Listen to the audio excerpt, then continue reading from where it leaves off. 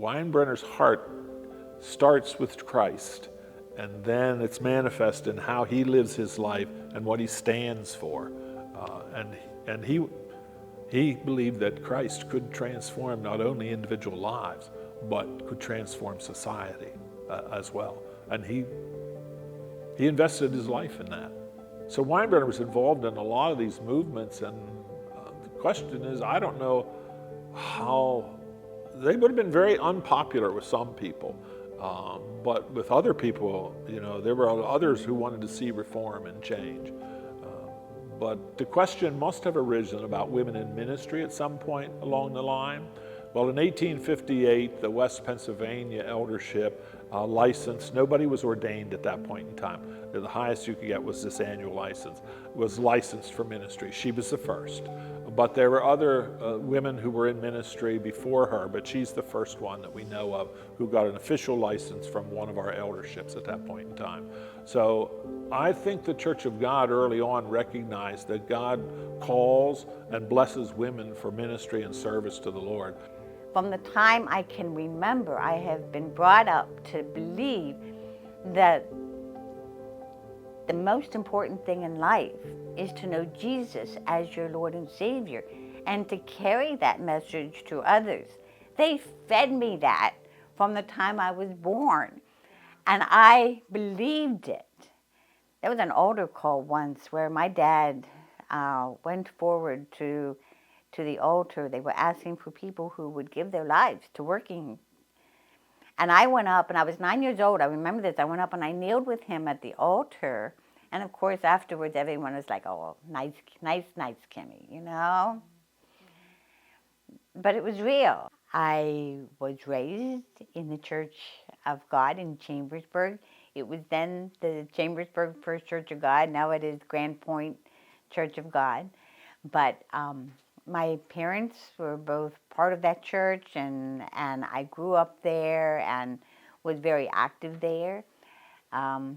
Met my husband there, started dating as teenagers and got married there.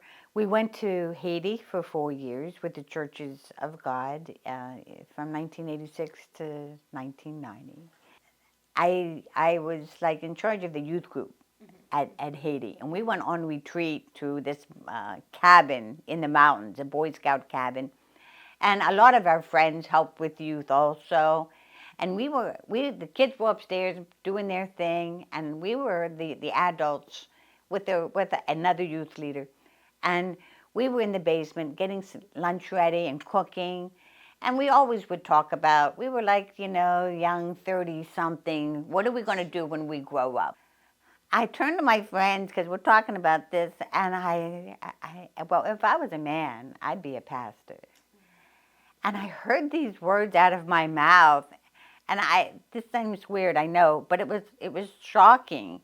It was shocking, and it had come out of my own mouth. I had to actually turn away and get back to the stove because it was such an emotional, it brought forth within me such an emotional response. Wow. It brings back a lot of emotions just talking about this, yeah. When we got back from Haiti, I felt this draw to more schooling. I hadn't ever been to college. I was in my early 30s. When we came back from Haiti, I was pregnant with our 5th child. So there was no money, there was no time to go to school or even think about seminary. But that's what I wanted. In where I grew up, the women did a lot of the work, but they couldn't sit on the administrative council. It was not thought they should be in the pulpit, that kind of thing. I only remember ever preaching at my home church once, and it was on Super Bowl evening. So that looking back, I was grateful for any opportunity they gave me. But when I think back to that, I get really, really angry. Because you can imagine how many people wanted to come to church on Super Bowl evening. Yeah. But I didn't. I was so naive at that point. I still was unsure about women in ministry, but God had opened this door for seminary, so I went. In my third year of seminary, requirements of the Lutherans was that I needed 9 months to a year of internship somewhere. I had trouble finding one within the Church of God.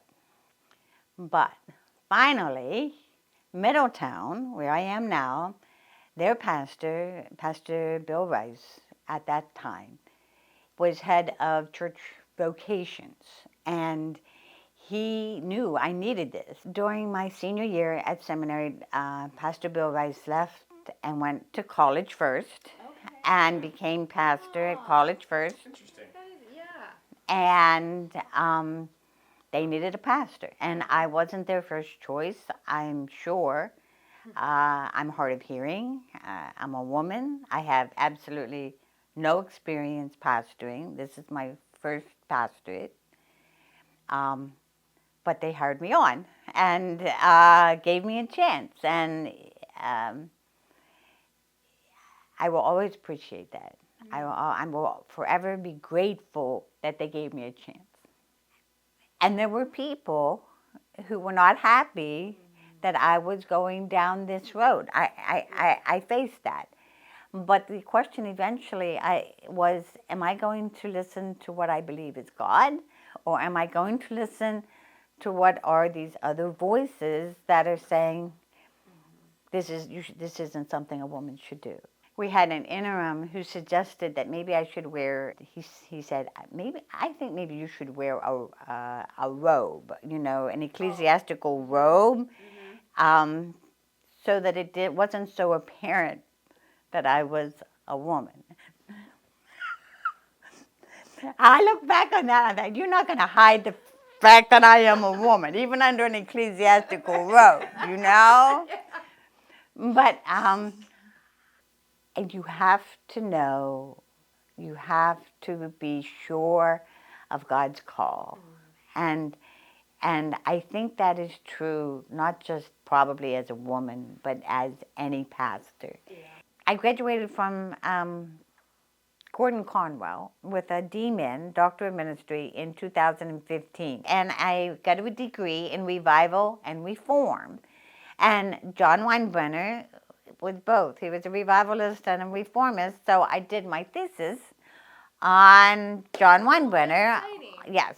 And I did my thesis on Weinbrenner because I was concerned. This question has always concerned me within the churches of God. John Weinbrenner was a reformer. He was very definitely an abolitionist. He was into temperance, banning alcohol. He was into education. I think John Weinbrenner's main concern was that people come into relationship with Christ. He was a soul winner.